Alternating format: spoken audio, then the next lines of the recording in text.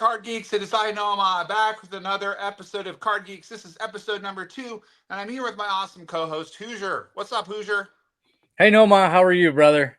I'm doing awesome. How are you today? I am fantastic, and I am super stoked to get into our second episode. I think episode 1 was fantastic, so really excited to keep it rolling.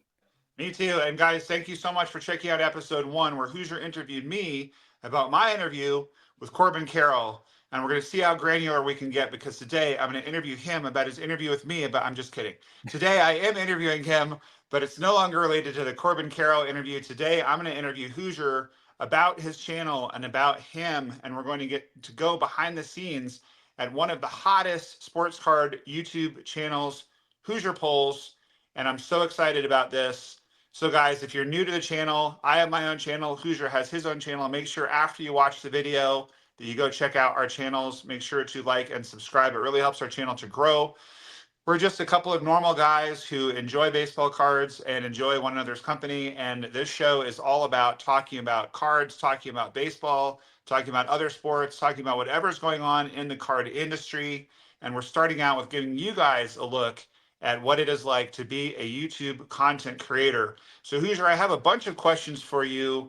And the first and most obvious one is, when did you start your channel and what made you want to start it? And I am going to ask you those questions, but I think they're a little boring. So as we're just going to try to dive right into it and make this super interesting, I'm going to ask you this. What do you love most about having a YouTube channel that's all about cards? Wow, that's a good one. That's a good one to start out with.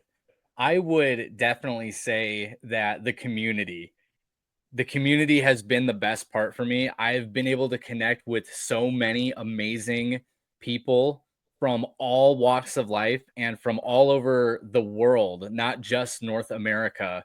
The community is what brought us together originally, and I think what's so awesome is that just having an idea a couple years ago to start filming myself opening cards and talking about cards has just turned into this amazing support group of people that I honestly couldn't ever see myself living without, or going without the just camaraderie of the sports card community. I think that has by far been the best part.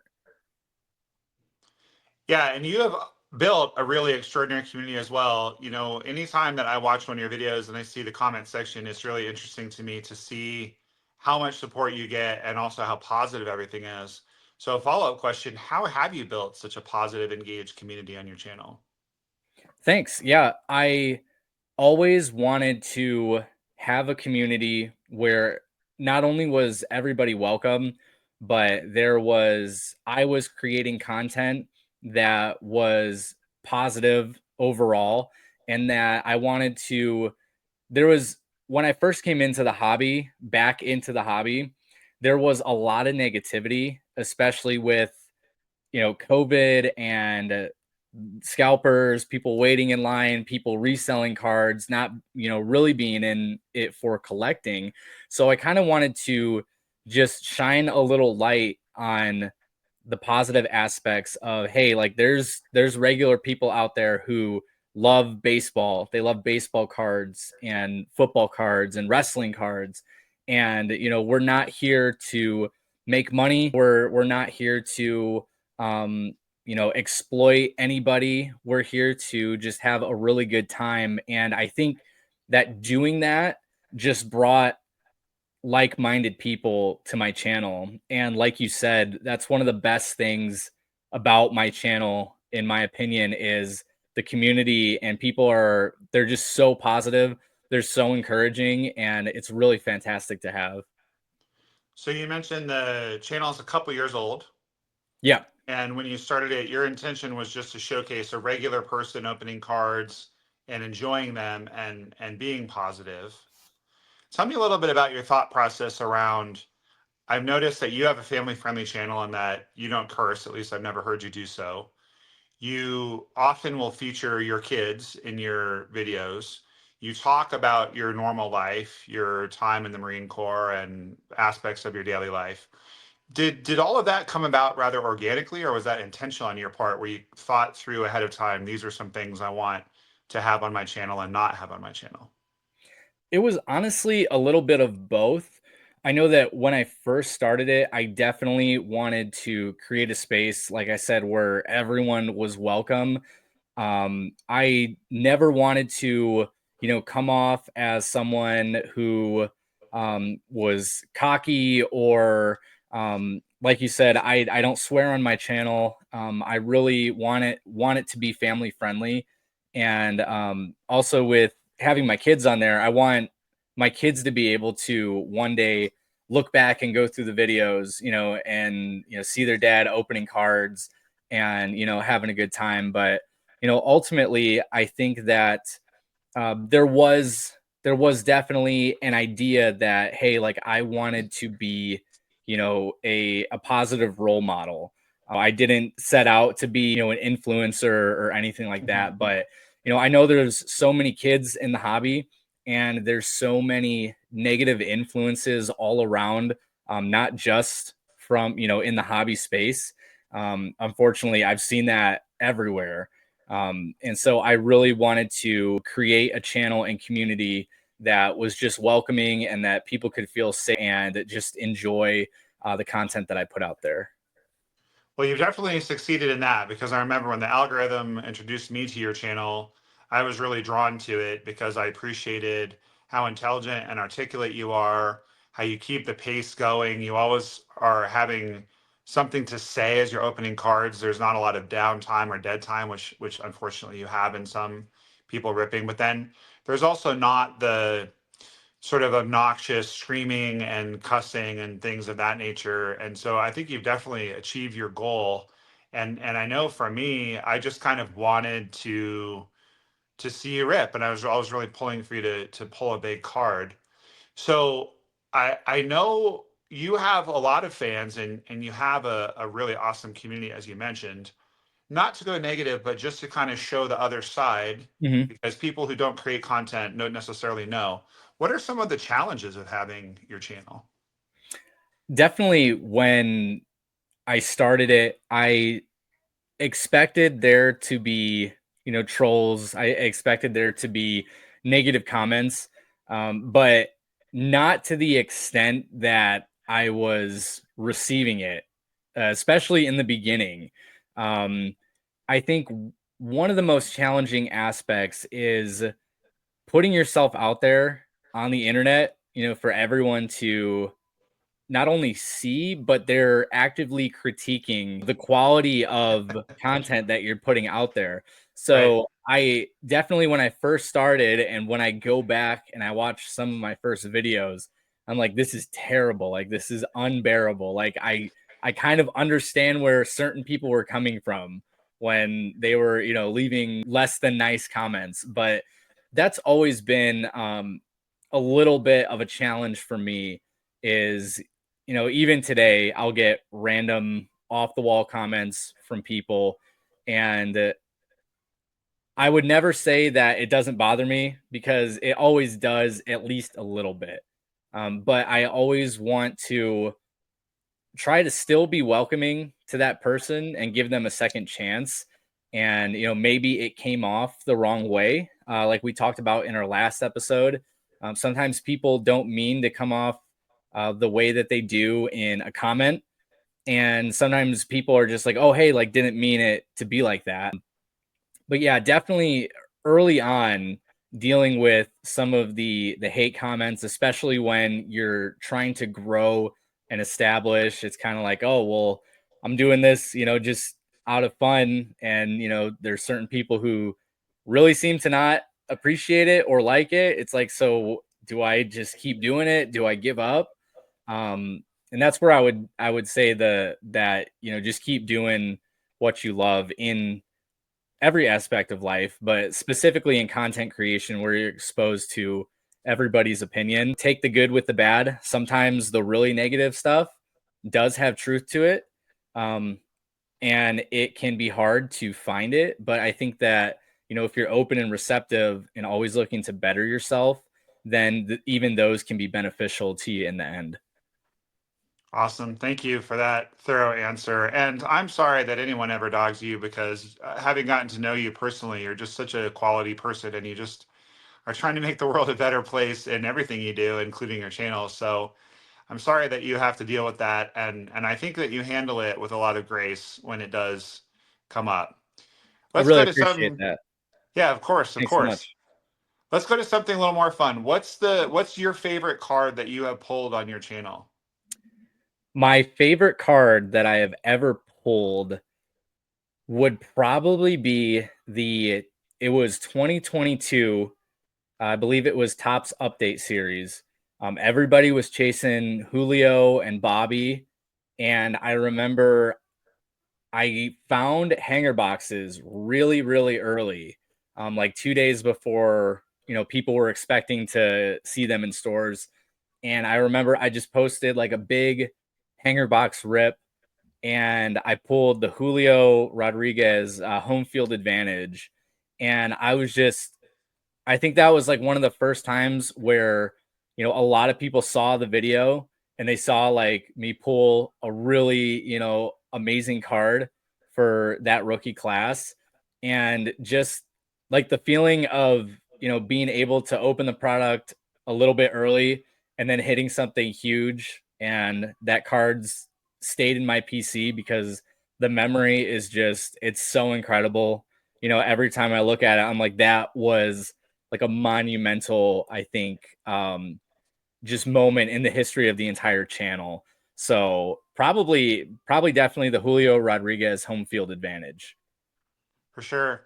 I've actually noticed in since I've had my channel that I've always been more attached to cards that I pull than cards that I buy or trade for, unless it's a really epic trade or something.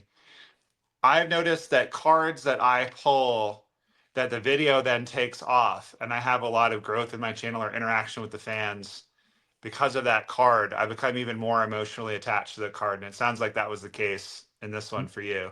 Yeah, definitely. I don't think I could ever get rid of that one. I actually got it graded, and it graded a 9, which I was super happy with because those cards can be Sure. particularly rough with the Yep. grading.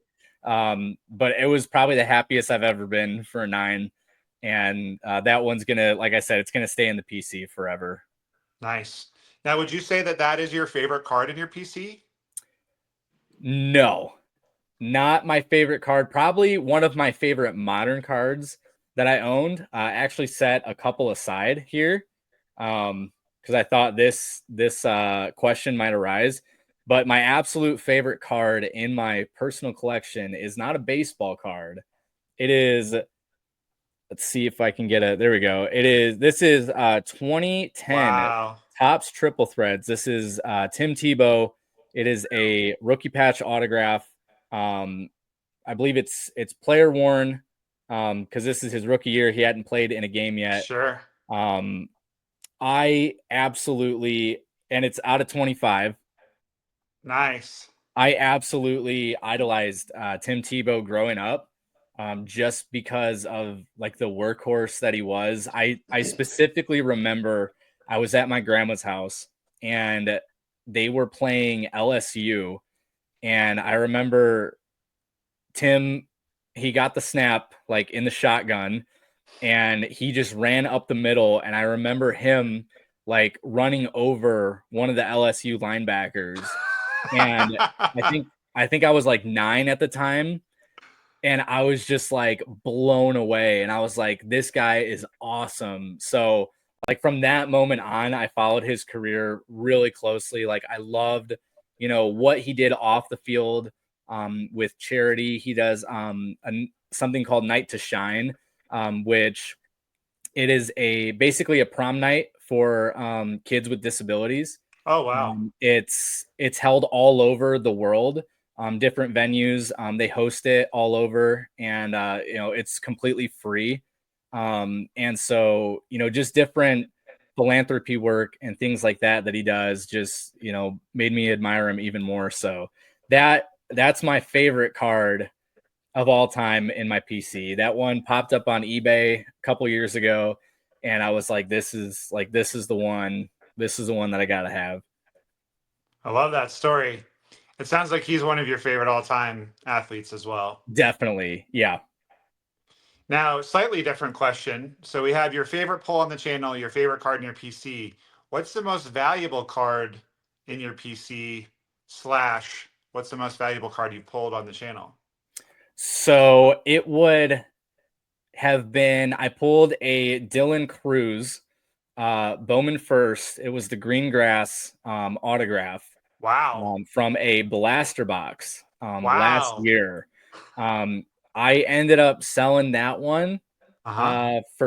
I sold it almost immediately um, because even though I love Bowman and I love prospects, I think that I'm a collector. I collect Cubby Bowman first, but if there's a prospect that's super hyped and Mhm. his stuff is going crazy, I just thought it was probably the best to sell at the time. So that one sold for around like $950. So I think that's been the most expensive card that I've ever pulled on the channel. And so I want to come back to your thought process around selling that one. Just to close this question, what is the most valuable card you still have in your PC? I don't think that as of right now, I don't have any super valuable cards. But I would say this one is probably up there. This is a 1956 Topps Ernie Banks. Oh, sweet. Wow. I believe this is the white back. So it's not Beautiful. as coveted as the gray back, but this is in a 5 and the card is absolutely beautiful. It really is. Um, The color is really vivid on it, especially for a five. Yeah, and I noticed like the corners are pretty sharp as well. And I absolutely love this card. Being a Cubbies fan, Ernie Banks is, the Cubs legend out of, Oh yeah. there's so many Yeah. great Cubbies, but whenever you talk to someone who, was around to see him play, you ask him about him, he was just larger than life. So Yeah. being, a Cubbies fan and hearing my grandparents talk about him, and even my parents and stuff like that, that was a card that I actually picked up at the National in 2021, I believe. And so that one is probably right now my most valuable card. Now, geeks, this is a little bit of a sneak preview because we are planning on doing at least one Card Geeks show live from the National this summer. And I can't wait. Hoosier lives close by to the National. I don't, and I've always wanted to go, but I just retired from a crazy, all consuming job that kept me away from it. And I'm going to my first time at the National. So Hoosier is going to be my Sherpa through this massive, massive card show. And we're going to be coming at you live. So if you see us at the National, please come say hi. We both love interacting with our fans, but boy, I better start working on my budget for the National now because Yeah. I know there's going to be some crazy cards Oh there. yeah. And then also just a side note, if you come up to us and just mention the Card Geek Show, there might be a couple giveaway items that I'll be carrying on my person during the National. So just keep your eyes peeled for that. See, this is why we're friends because I'm already planning on putting little grab bags together and I'm going to have a whole backpack full of them at the National and, giving them away to the kids. And if you're a fan of this show or my show or Hoosier show, we're going to have all the sweet hookups. So you guys definitely come say hi. We love you guys and we love interacting with you guys. So that's going to be super fun. So Hoosier, I know I'm interviewing you and not the other way around, but since you brought up Ernie Banks, I've got to tell you just a super quick story. Oh, Ernie absolutely. Banks, Ernie Banks, not only a legendary player, I known for his joy, and given what a joyful, positive person you are, I'm not surprised that you're attracted to him as a big PC guy. He had the whole "Let's Play 2" thing, Yep. and I don't know about you, but if you ask me to pull a double shift, my response is not necessarily going to be yay. And when you think about it, it's their job. So they probably would Right. rather get paid the same amount of money to play one game than two. But Ernie Banks, he would just as soon play baseball 2 times in a day than once. So I was once at Coors Field. I have lived in Colorado a couple times in my life, and so I have three teams. I have the Red Sox I grew up with, and the Rockies, and now the Diamondbacks because I live in Arizona. Anyway, I was at the Rockies game, and they said, now throwing out our first pitch, Cubs Hall of Famer Ernie Banks, and everyone went crazy. And I started booking it because I saw where he had come out at Coors Field. There's a VIP area behind home where there's like a tunnel where people come out. Okay. And I had seen him come out of there and go through a little screen to get to the mound. And I figured, well, he's probably going to walk right through there again and go up to a suite. So I ran over, and luckily there was not someone sitting right next to the tunnel. And so I stood there, and as he came off the field, I said, "Mr. Banks, will you please sign a ball for me?" And he looked up and he kind of gestured. I threw it down, he signed it, threw it back. So that's one of the biggest pieces in my collection because it was a personal interaction with him. That is awesome. That is awesome. Yeah. And I will never forget his smile. He had the biggest smile for me. It wasn't a burden for him. I mean, what a cool guy. What an absolute legend. Yeah. And I hope that, maybe this year, maybe sometime in the future, you can get out here and we can go to a game at Wrigley together. But if you get some of the older Cubbies fans talking about Ernie Banks, it's just like you said, he just lit up the room. I know that's like a cliche, but when people talk about him and like you said, his joy and just love for baseball, that it was just larger than life. Absolutely. Well, I haven't checked the schedule, but we'll have to look and see if they're in town either right before or right after the National, and maybe we can figure that out. I also need to get up to a Brewers game, hopefully when I'm out there for the National. I haven't checked that schedule either, but I have 4 parks left till I've seen all 30. And I need to get to the Brewers Park for that reason, but I also love going to Wrigley, and I would love nothing more than to go with you. So let's definitely set an intention for that. For So sure. staying on the topic of favorites, what's your favorite set of all time and why? Oh man, that's a good one. Honestly, favorite set of all time would have to be 1956 Topps. I think Nice. that there's certain years that the design is just so iconic. It's you see it and you immediately know. I'm not good with remembering certain designs from certain sets, but 56 is probably my favorite because of the design specifically, like the headshot and then the action shot, and then the back too. I love the back, and I've always enjoyed kind of like vintage pieces of art and stuff like that. But the little comic book strip in the back that gives you fun facts, I just think that's so awesome. So for vintage, it's the 56. For modern, I would say it's the 2008 Topps.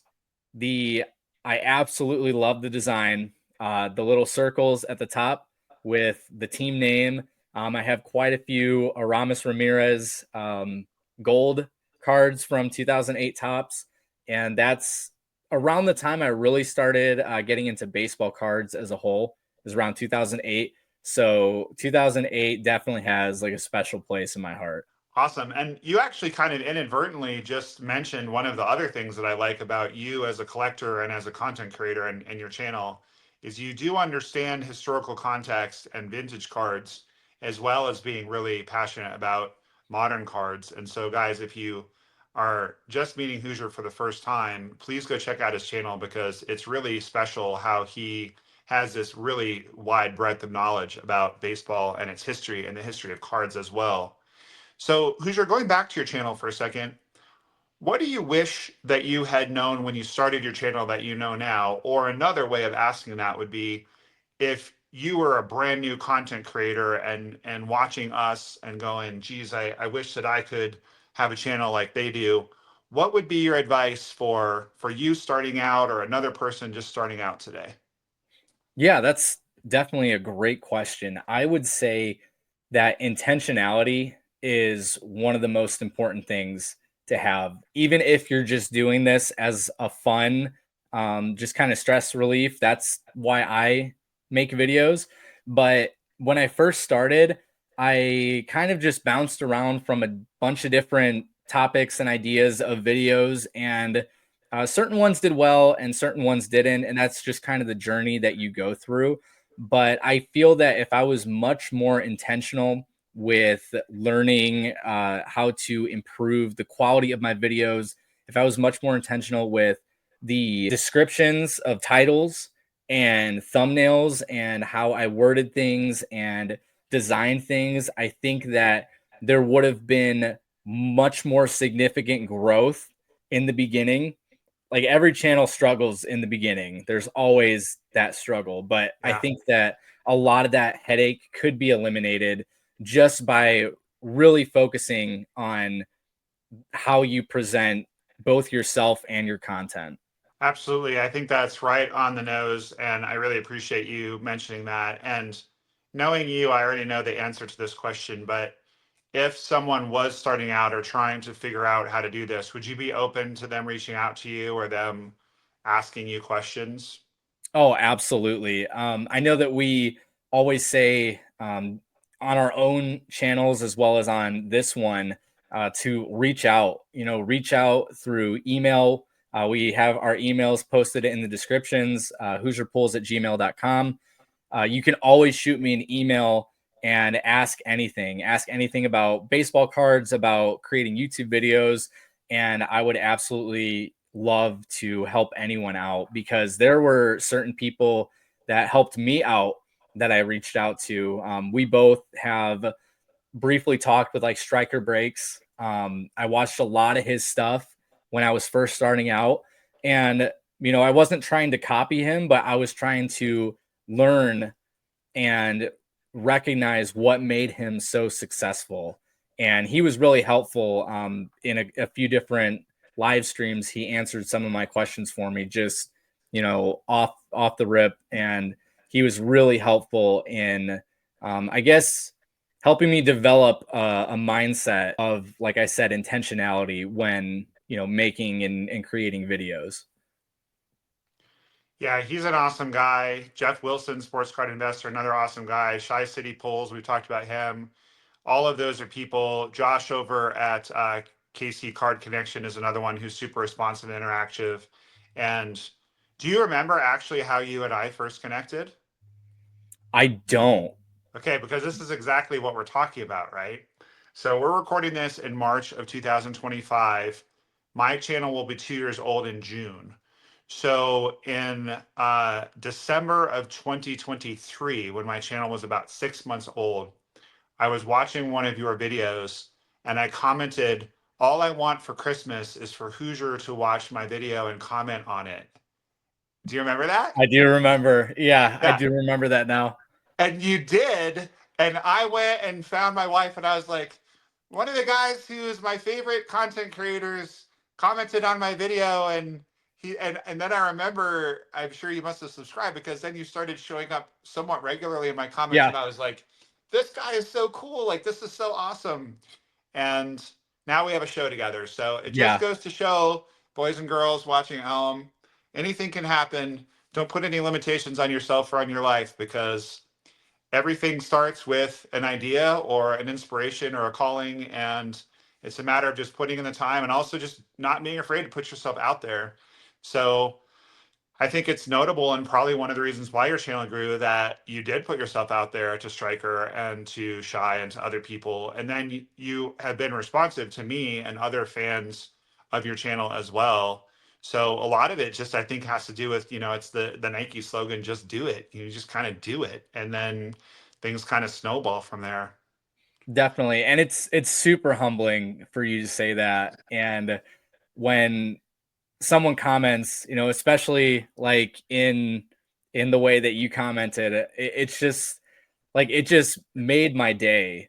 I'm like, you take all of this time editing and filming and doing all these things, and when you see that people truly enjoy what you're doing, and they take time out of their busy day, in their busy schedule to like and comment and interact, that is just like the greatest, that's the greatest reward in all of this. And for people like you who have supported me, and have reached out to me, I'm just so humbled by it.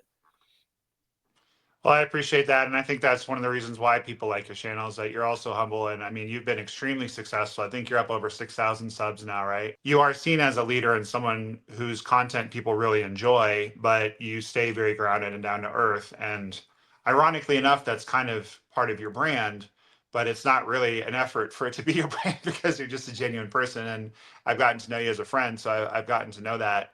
So let's pivot just a second about cards in general. So we've talked recently about this concept of card therapy, and me as a psychotherapist, that's my background. I see a lot of I see a lot of therapeutic benefit to opening cards, especially for people who have trauma, who have anxiety, who have stress, whatever it is. I know that you served our country in the Marine Corps. I believe you are a sergeant, if I remember correctly. Is that Yep. right? So first of all, thank you for your service, and I'm very curious to hear your perspective on what is it that is therapeutic for you, and also what do you think in general people find so therapeutic about this hobby? Other than that it's fun, it seems to feed something deep inside us, and I'm just curious to get your take on that. Yeah, well, first, definitely, I appreciate that, and I thank you for your support. When I joined the Marine Corps in 2016, I was 17 years old. I was still collecting in high school, all throughout high school. But when I joined the Marine Corps, everything kind of got put on hold, and I kind of got out of collecting. I was moving all over, going to different schools in the beginning of my career, and then once I got back from deployment, I deployed in 2019, right before Christmas, and we got home in July of 2020. So I deployed before COVID and then got home kind of during the middle of it. Wow. So it was a very strange, very different world that I came back to. Um, Sure.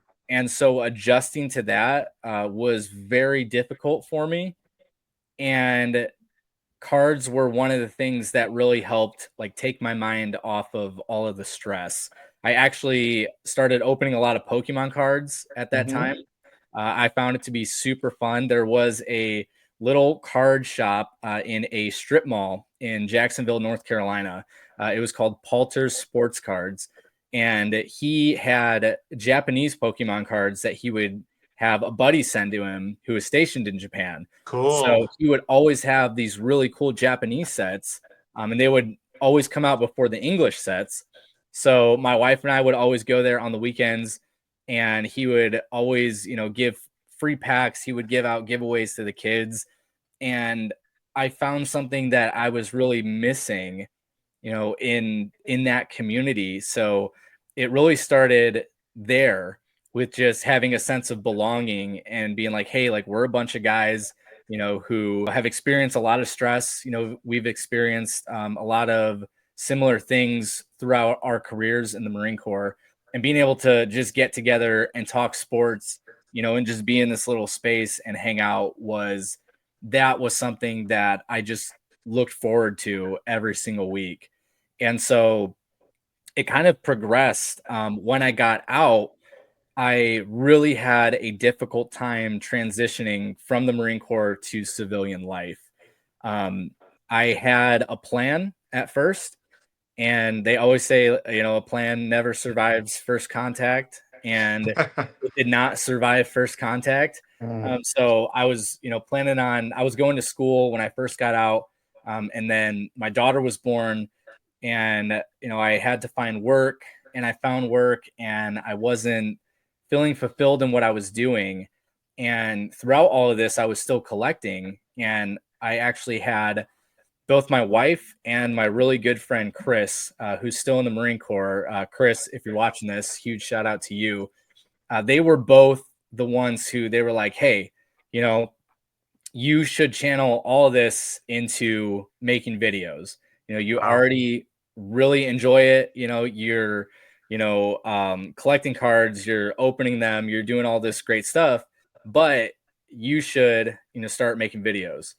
And I found through that process of filming and editing and going out, I would go out and look for retail restocks at the time because cards were such a hot commodity.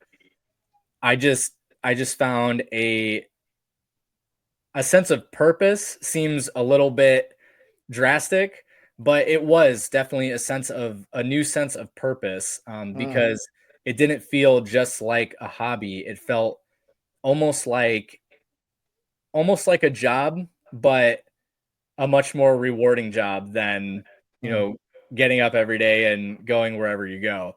So I guess that's a really long answer to your question, but I think the fulfillment comes from, the community, the relationships that you built because, people who collect cards are usually also huge sports fans. mhm. And sports has such an amazing way of connecting people who wouldn't be friends, you know, regularly, often meet at ballparks and, meet at work talking about the game and, people nerd out over stats together and different things like that. So I think that it's just an all encompassing kind of hobby that there's so much that goes into it and there's so much that you can do with it as well Absolutely.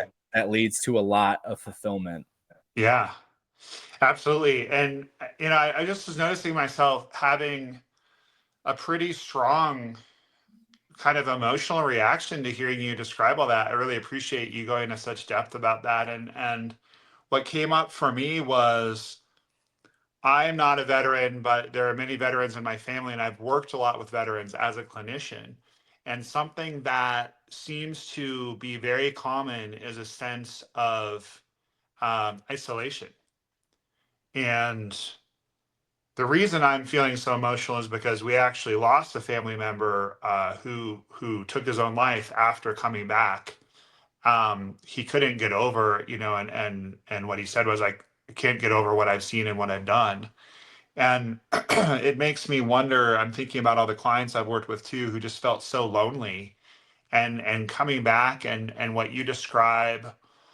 I know that trauma is a strong word, but deploying and then coming back and having the world having changed so much, and something I've heard a lot over the years is that feeling of when you come home, people can't really relate to what you have been through, and yet you came home and not only did you have that, but also the world has changed and the world is on lockdown, and I wonder if I wonder if more veterans got into cards, if we might see an increase in quality of life and in just life in general, because you're really talking about that keeping you out of isolation and staying connected. And I don't think it's at all grandiose for you to talk about feeling a mission or a calling or a purpose around your channel and around your card community, because it really has kept you connected, and it's probably helped a lot of other people feel connected too. Yeah, and I would just, like to say like my deepest condolences, to your family member, to your family. Um it's something that plagues the military and the veteran community, is, losing people to the internal battles that they're fighting. And I I have lost people close to me who have also, given into that battle. So, I just wanted to say, off topic, you don't have to be a veteran to reach out for help. It doesn't make you any less of a man or a woman to say that, like, hey, I'm struggling and I need help, because you absolutely are worth it. And I think that especially in the veteran community, there's a lot of pride there. And that was something that held me back for a long time, from Yeah. seeking help. Was I was like, hey, I don't need to do this because I'm stronger than this. Hmm. But I realized it wasn't about strength, at Hmm. all. It was truly about, just being vulnerable, and Hmm. wanting to directly attack what you're facing. So Yeah, I just wanted to say that, if you're struggling, there's a collector out there on Instagram.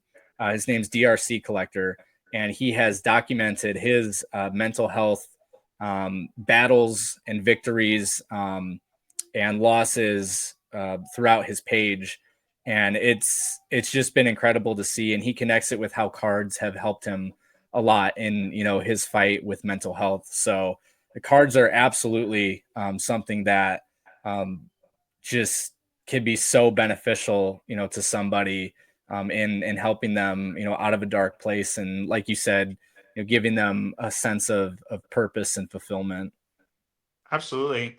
And joy too. I mean, again, I don't pretend to relate to what Yvette goes through, but having worked with a lot of them, I have some idea. And certainly being on the front lines with mental health for the last 26 years and my own issues with substance abuse and trauma and mental health. And there's a saying in my business: no one ever became a therapist because their life went well. So Right. pretty much every therapist you encounter has had their own struggles, and just I can't even tell you how many times I've come home from work having heard just terrible stories, or um, you know, had people screaming, yelling at me, being assaulted at work. I Mhm. mean, the whole gamut. And just the regulation of my nervous system that comes from opening cards, and almost like whether you get a big hit or not, but certainly it doesn't hurt if you get a big hit. But just the fact that it's tactile, that you're ripping open the pack, you're looking at the cards, there's a physical sensation, because a lot of what we do as clinicians with people with trauma is try to get them back into their bodies. So Mhm. the physical sensation of the cards, the looking at the cards, the colors, seeing your favorite player, whatever it is, I think that there's really something here. And when we're finished recording, I want to talk with you a little more about. I'm kind of having a little bit of an idea, uh, but I think there's something to it, and it's interesting too, just knowing that major league players collect cards, Yeah. and major league baseball players on the one hand have very different lives from the rest of us because of their celebrity and because of their privilege and because of the money they earn and everything. But on the other hand, it's also crazy stressful. I mean, you're in front of 50,000 people, and if I have a bad day at work, maybe no one will notice. Hopefully it doesn't. I can kind of fake it till I make it, and still help some people that day. But if I have a bad day at work and I'm a major league baseball player, literally the whole world knows, Right. and people are yelling at you all kinds of things, and saying all kinds of things. And I think there's a reason why they rip. It's probably the same reason that veterans rip. Mhm. It's soothing, it relieves stress, and the community, the culture, the connection that it does create. So this is a very interesting topic, and I really appreciate you going there with me, and being so open, and going deep with it, because it really is. And I just want to echo what you said. People, anyone watching this, you're not alone if you think you are. There's lots of people out there who are going through the same stuff you are, even if you don't know that or don't think so. Believe me, as someone who's been a clinician my whole career, I wish I had a nickel for every time I heard someone say, no one else can understand this. And then literally someone comes in my office the next hour and says the exact same scenario. It's uncanny. So just knowing that there are people out there, you can reach out to Hoosier, you can reach out to me, you can reach out to the resources in your community. Almost every community has some kind of mental health crisis line, and just don't give up, because life does get better, and there is love out there, and there is good in the world. And we're here to just shine a light on that. So I really want to commend you for the fact that you are very positive, and you're very um, open, and connected with your fans. You're not just ripping cards. You really are trying to build that community, and lift people up. Definitely. Yeah. So we've talked a little bit about kind of your family and what made you want to start the channel, and your background in the military, and just a little bit more about kind of you. I want to ask you just a really open-ended question, which is, what are some other things that you'd like your fans to know about Hoosier? So I would say that besides cards and baseball and sports, that's kind of a given. That I love those things. I also am a big fan of music. I've been playing music since I was around 6. I started playing the violin when I was 6. I transitioned to bluegrass fiddle from classical violin. So I am a big fan of bluegrass music, which a lot of people they're just like not expecting that when I tell them that. I do love bluegrass music. And then on the other end of the spectrum, I play guitar as well. And I love all types of music, but I'm a big fan of very heavy music. Like I said, on the other end of the spectrum. So um, I absolutely love music. It's been an integral part of my life. I love playing music. I, you know, kind of have a little guitar collection going on. Kind of a geek with tech and amps and cabinets and pedals and stuff like that. So I think that's something that I don't think anyone's asked before. And yet another thing you and I have in common. Hmm. I love that. So, okay, here's my last question. And thank you for your time, and thank you for doing this show with me, and thank you for letting us behind the scenes of your channel and your motivations and what makes you tick a little bit. It's been really fun talking with you. My last question is this. What question do you wish I had asked you? What question do I wish you had asked me? Let me think. I might need a second. Maybe if okay, here we go. If if I could have one realistic addition to my PC out of modern baseball, what would that be? Okay, well, that's a wrap. Great show. No, I'm just kidding. Answer the question. That's a great question. I think that it would be some sort of Topps Chrome on card Ken Griffey Jr. autograph. Ooh. I I will say, in my semi-professional opinion on this, I think that Ken Griffey Jr. has arguably the nicest signature Mm-hmm. for cards. He has an Mm-hmm. absolutely gorgeous signature, Mm-hmm. and there's a few Topps Chrome releases that they did on card. I think 2024 Topps Chrome. They did on card Ken Griffey Jr. autos, and they did a black Chrome to 10.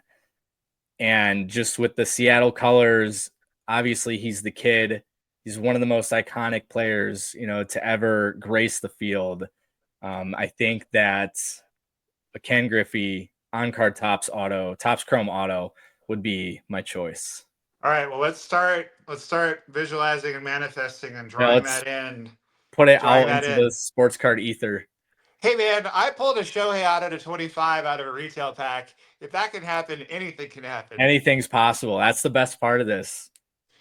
Well, this has been such a fun time with you, my friend, as I knew it would be. And thank you so much again for your time and for sitting down with us to tell us more about your channel. Thanks so much for all the great questions and the support and positivity. I had an absolute blast this episode. Um, like I said, you have made doing this show so much fun, and I look forward to it every week. So truly, thank you so much.